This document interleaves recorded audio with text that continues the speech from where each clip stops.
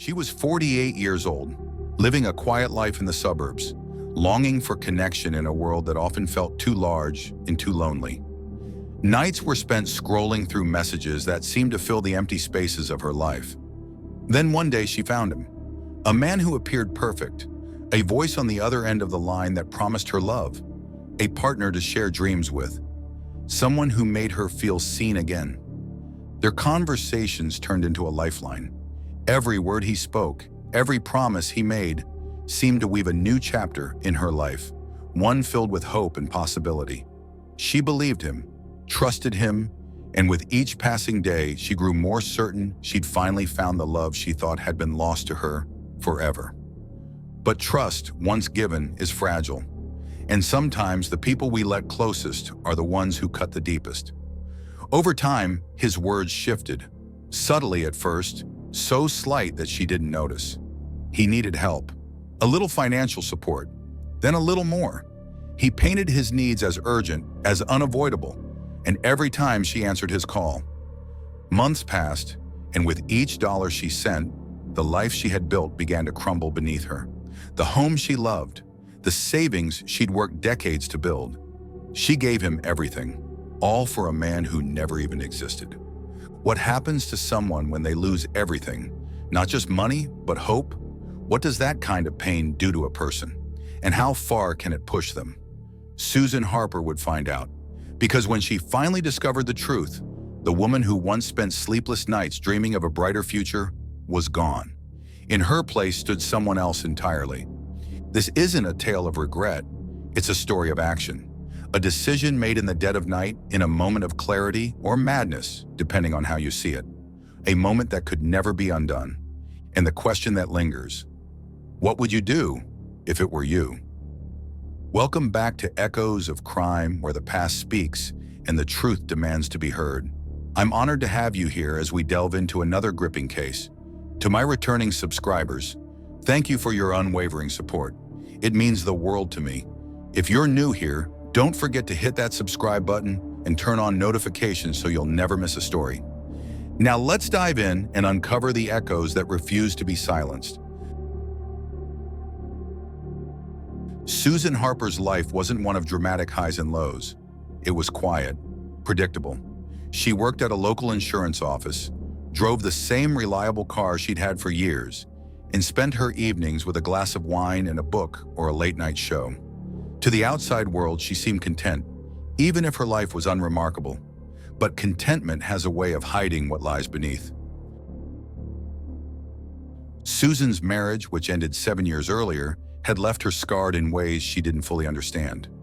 It wasn't a bad marriage, not in the ways people usually think of, but it lacked the one thing she craved most: connection. Over time, the distance between her and her husband had grown until it became a chasm they couldn't bridge. When he left, Susan told herself she would be fine. She had her job, her home, her independence. She didn't need anyone, or so she thought. The years that followed weren't unkind, but they were lonely. Friends tried to set her up on dates, but nothing ever stuck. The men she met didn't seem interested in her quiet life, and Susan didn't know how to meet them halfway. And so, life settled into a routine, a safe, solitary routine. One evening, after yet another holiday spent alone, Susan found herself scrolling aimlessly through her phone. A pop-up ad caught her eye. Find love today. Real connections for real people. She stared at it for a moment, her thumb hovering over the screen. It felt ridiculous. Online dating was for other people, not her. But the longer she looked at the ad, the more she felt a pang of something she couldn't quite name. Was it hope, curiosity, or just the gnawing ache of solitude? Before she could second-guess herself, she clicked the link. Setting up a profile felt awkward, almost embarrassing. She fumbled through the questions, unsure of what to say. What did she want in a partner? What kind of person was she hoping to meet? She hadn't thought about these things in years. But as she filled in the blanks, she began to feel a flicker of something she hadn't felt in a long time: excitement. At first, the messages she received were underwhelming. Generic greetings from men who seemed disinterested or insincere. Susan was on the verge of deleting her account when she received a message that stopped her in her tracks. "Hi, Susan. Your profile caught my eye. I'd love to get to know you better. You seem like someone special." It was from a man named Michael. Michael's profile was polished but not flashy. He described himself as a businessman who traveled often, but always made time for the people he cared about. His picture showed a kind, confident man in his early 50s with salt and pepper hair and a warm smile. He was everything Susan thought she wanted. Their first conversation lasted hours. Michael had a way of making her feel at ease, like they'd known each other for years. He asked about her favorite books, her dreams, her fears. He listened in a way no one else had. By the time they said goodnight, Susan felt a connection she hadn't thought possible. Over the next few weeks, their conversations became a daily ritual. Michael sent her sweet messages in the morning, thoughtful notes during the day, and long, heartfelt letters at night. He told her she was beautiful, intelligent, and worth every moment of his time. Susan began to believe him. Michael seemed perfect, almost too perfect. But Susan didn't see it that way. For the first time in years, she felt seen, valued, loved. And when Michael began talking about their future together, Susan allowed herself to dream. The first request for money came 2 months into their relationship. Michael told her he was dealing with a temporary financial setback, a business deal that had hit a snag. He was embarrassed to ask, but promised it was only a short-term problem. Susan didn't hesitate. She wired him $2,000 the next day. Michael was effusive in his gratitude, and Susan felt good about helping him. She saw it as a sign of their growing commitment. When he asked for more a few weeks later, she didn't question it. After all, Michael was her partner, and partners supported each other. The requests became more frequent, the amounts larger. Michael always had a convincing story, a delayed payment, a legal issue, an investment opportunity that would secure their future. Each time, Susan convinced herself it was worth it. This was the man she loved. This was their future. By the time Susan's bank account was nearly empty, she began to feel a nagging sense of unease. She asked Michael when he would pay her back, and his response was smooth, reassuring. He promised it was all under control, that she just needed to trust him a little longer. But the promises were empty. One day, Susan tried to call Michael, only to find his number disconnected. His profile was gone. Every trace of him had vanished. Susan sat in stunned silence, her heart pounding in her chest. She opened her banking app, staring at the glaring numbers that told the story of her loss, over $90,000. Gone. The weight of what had happened began to sink in. The man she had loved, the future she had dreamed of, had all been a lie. She felt a mixture of rage, shame, and despair. But beneath it all, something else began to stir, a determination she didn't know she had. Susan Harper was not going to let this man get away, not with her money, not with her dignity, not with what he had taken from her. She closed her laptop, stood up, and took a deep breath. Somewhere out there, Michael was living his life, unaware of what he had unleashed, and Susan was going to find him. Susan Harper was not the same woman she had been just months earlier. The Susan who once dreamed of a quiet life, filled with companionship and warmth, was gone. In her place was someone new, someone colder, harder, a woman consumed by a single burning question. Why? She couldn't stop replaying the moments in her mind. The sweet words, the promises, the excuses. Each memory cut like glass, leaving behind a trail of resentment and rage. Michael had done more than steal her money. He had stripped her of her trust, her pride, her sense of safety, and the worst part? He had vanished, leaving no trace of the man who had turned her world upside down. But Susan wasn't the type to let things go. Not anymore. It began with a need for answers. She sat for hours in front of her computer, rereading their messages, dissecting every word, every detail, looking for something, anything, that might lead her to him. She didn't sleep much. When she wasn't scrolling through old emails or scrutinizing bank transactions, she was searching the internet for clues. Susan became fixated on finding out who Michael really was. She learned more about online scams, the tactics con artists use to manipulate their victims, and the networks they often operated within. Her search history became a dark catalog of terms like romance scam recovery and how to trace a money transfer. She discovered details she hadn't noticed before: inconsistencies in Michael's stories, vague answers to direct questions, and the way he had expertly shifted the conversation whenever she expressed doubt. Each revelation deepened her determination. But determination wasn't enough. The trail was cold, and Susan knew she needed help. She reached out to a private investigator, a retired detective with a reputation for tracking down difficult cases. His name was Paul, and though he was initially skeptical of Susan's ability to pay, her desperation convinced him to take the job. Paul combed through the information Susan provided, tracing the money transfers to offshore accounts and piecing together fragments of Michael's identity. It was a painstaking process, and there were times when even Paul thought they had hit a dead end. But Susan refused to give up. Weeks turned into months. Susan spent her evenings on the phone with Paul, discussing every new lead, no matter how small.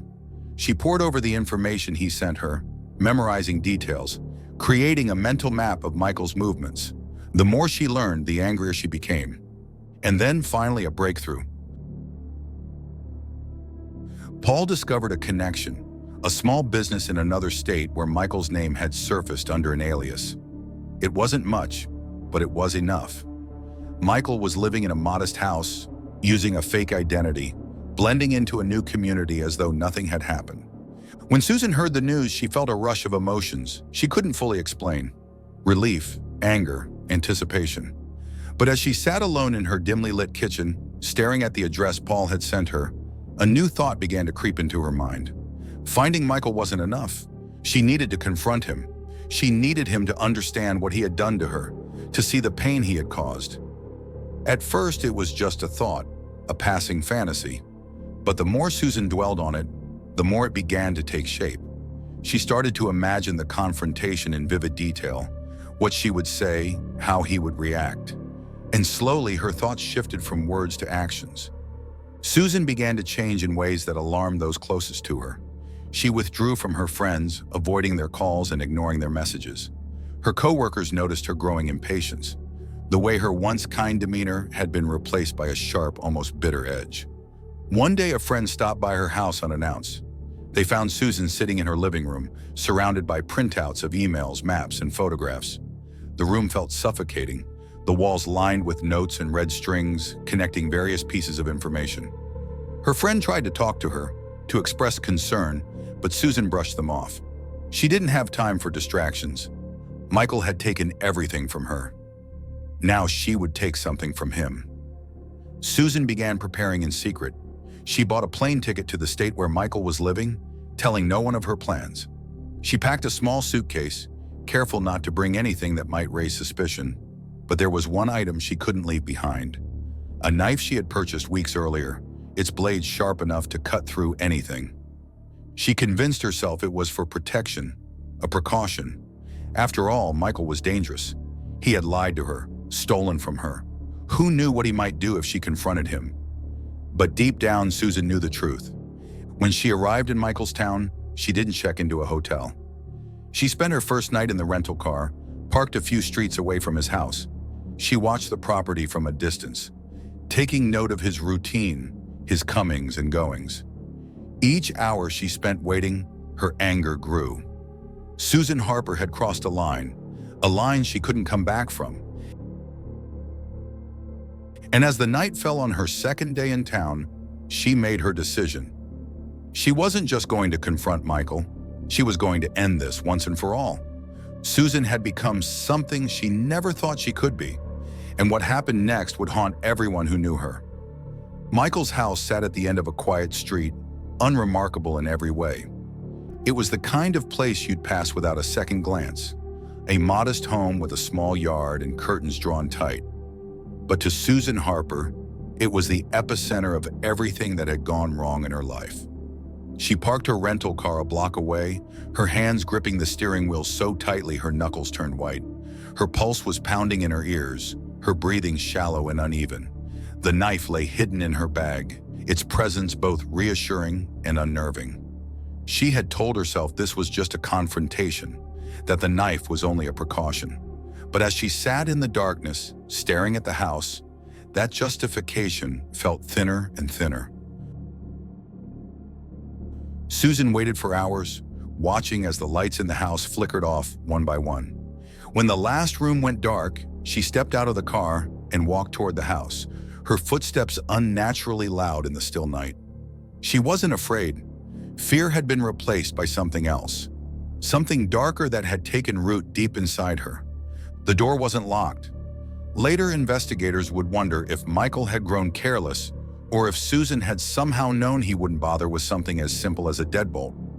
She stepped inside, the house eerily silent except for the faint hum of an appliance somewhere in the distance. Michael was asleep when she found him, his figure barely visible under the covers. For a moment, Susan just stood there, watching him breathe. This was the man who had ruined her life, who had taken everything she had worked for and left her broken and humiliated. She thought of the nights she had cried herself to sleep, the days she had spent drowning in shame, and the months of obsession that had led her here. She shook him awake. Michael opened his eyes, groggy and confused. And when he saw her standing there, his confusion turned to panic. He sat up, his voice a mixture of anger and fear, as he demanded to know what she was doing in his house. Susan didn't flinch. She told him who she was, reminded him of every lie he had told, every dollar he had stolen. Her voice was calm, almost unnaturally so, as she laid out the truth. Michael tried to deny it, tried to talk his way out of it, but Susan wasn't listening. The argument escalated quickly. Michael became defensive, then angry, his voice rising as he tried to regain control of the situation. But Susan wasn't the same woman he had scammed. She had come here for a reason, and she wasn't leaving without seeing it through. What happened next was a blur of motion and sound. Michael lunged toward her. Whether to attack or to escape, it didn't matter. Susan reacted instinctively, pulling the knife from her bag and swinging it in one fluid motion. The blade connected, and Michael let out a guttural cry of pain. The scene turned chaotic. Michael fought back, clawing at Susan as she struck him again and again, each blow fueled by months of anger and despair. The room was filled with the sounds of their struggle, grunts, cries, the sickening thud of flesh meeting metal. When it was over, Michael lay motionless on the floor, his body twisted at an unnatural angle. The knife slipped from Susan's hand, clattering to the floor with a metallic ring that echoed in the silence. For a moment, she just stood there, staring at what she had done. Blood pooled around Michael's body, the dark liquid spreading across the floor like a shadow. But Susan didn't panic. Her mind, sharp and focused, moved to the next step. She dragged his body into the bathroom, the weight of him almost too much for her to handle. Her breaths came in a short, ragged gasp as she worked, her hands slick with blood. The knife, still sharp, became her tool once again as she began the grisly task of dismembering his body. Susan worked methodically, her mind eerily calm as she carried out the unimaginable. She convinced herself this was the only way. If there was no body, there would be no evidence. Over the next several hours, Susan disposed of the pieces, driving to various locations in the dead of night.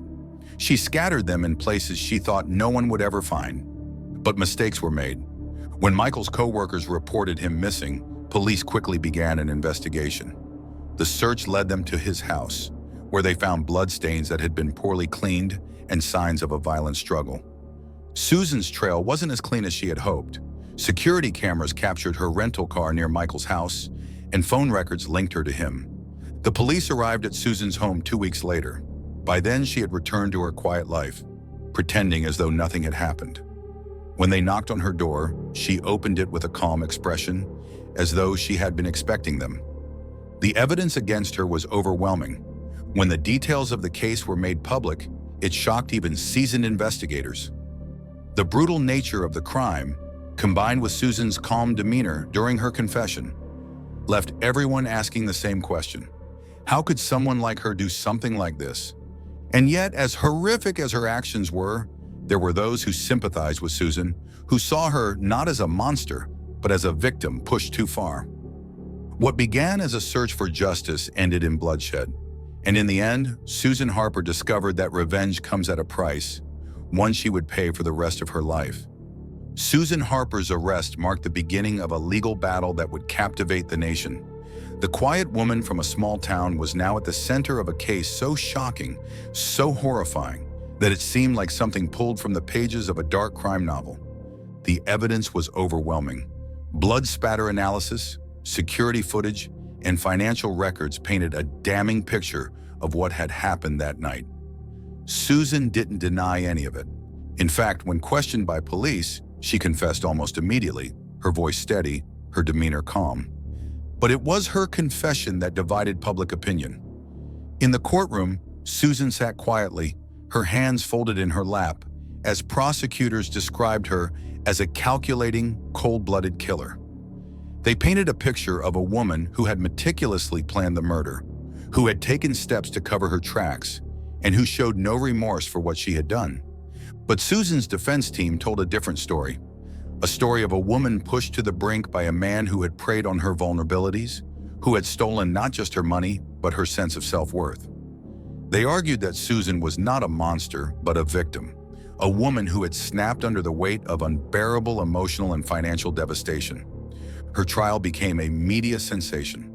News outlets replayed clips of Susan entering the courtroom, her expression unreadable, her story sparking debates on every major network. Some called her a hero, a symbol of resistance against the predators who exploit the vulnerable. They argued that while her actions were extreme, they were understandable, even justifiable. Others condemned her as a dangerous vigilante who had taken justice into her own hands, crossing a line no one should ever cross. The public reaction was polarizing. Social media lit up with hashtags, think pieces, and debates. Supporters rallied behind Susan, sharing their own stories of online scams and heartbreak. Critics, however, pointed to the gruesome nature of the crime, asking how anyone could sympathize with such an act of violence. Susan herself remained silent for much of the trial, speaking only when called to testify. When she took the stand, her voice was soft, almost trembling, as she recounted the months of manipulation and deceit that had led her to that fateful night. She spoke of the shame she felt when she realized she had been scammed, the sleepless nights spent questioning her own judgment, and the growing anger that consumed her as she searched for answers. Susan admitted that she had gone to Michael's house with the intention of confronting him, of demanding her money back, but she insisted she had never planned to kill him. "I wasn't thinking clearly," she said, her voice breaking. "I was so angry, so hurt. I just wanted him to understand what he had done to me. But when he fought back, something inside me snapped. I didn't mean for it to happen. I didn't mean for any of this to happen." Her words hung heavy in the courtroom, leaving a silence that seemed to stretch on forever. The jury deliberated for days, their decision complicated by the emotional weight of the case. In the end, they found Susan guilty of second-degree murder, rejecting the defense's argument of temporary insanity but acknowledging that her actions were not premeditated. She was sentenced to 25 years in prison, with the possibility of parole after 15. For Susan, the sentencing brought a strange sense of relief. The search for Michael, the confrontation, the trial, it was all over. And yet, in the quiet of her prison cell, she was left to grapple with the enormity of what she had done. In a letter written to the court after her sentencing, Susan expressed deep remorse for her actions. "I will never forgive myself for what I did," she wrote, "not just for taking a life, but for allowing my pain to consume me in a way I never thought possible. I hope that by sharing my story, I can help others avoid making the same mistakes I did." Her story sparked a national conversation about the dangers of online scams and the psychological toll they can take on victims. Experts weighed in, discussing the vulnerabilities of those seeking connection in a digital world and the predatory tactics used by scammers to exploit those vulnerabilities. Legislation was proposed in the wake of the case, aimed at increasing protections for victims of online fraud and holding scammers accountable. But for many, Susan's story served as a stark reminder of how easily lives can be destroyed by deception. Years later, Susan's name would still evoke strong reactions. Some saw her as a cautionary tale, a warning of what can happen when anger and despair are left unchecked. Others viewed her as a tragic figure, A woman who had been failed by the system and pushed to the edge by a man who had taken everything from her. The case of Susan Harper forces us to confront uncomfortable questions. How far would you go if everything you had worked for, everything you believed in, was stolen from you? And at what point does justice turn into vengeance? As we reflect on her actions, it's impossible not to wonder, could this tragedy have been prevented? Could anyone have seen the signs? A friend? A coworker? Could someone have reached Susan before she crossed that fateful line? These are the questions that haunt us. They challenge our understanding of right and wrong, of justice and vengeance. Susan's story forces us to confront uncomfortable truths about the world we live in, about the ways technology has made us more connected, but also more vulnerable, about the predators who hide behind screens, preying on the lonely and the trusting, and about the cost of those betrayals, not just in dollars, but in lives. What would you have done if you were in Susan's shoes? Would you have walked away, cutting your losses and moving on? Or would you have pursued the man who had wronged you, no matter the cost? If this case shocked you, wait until you hear about what we have coming next. The chilling tale of a suburban mother who uncovered her husband's deadly secret, a secret that would shatter her family and shake her community to its core. Don't forget to like, subscribe, and hit the notification bell so you won't miss any of our future stories. Until next time, stay safe and stay vigilant.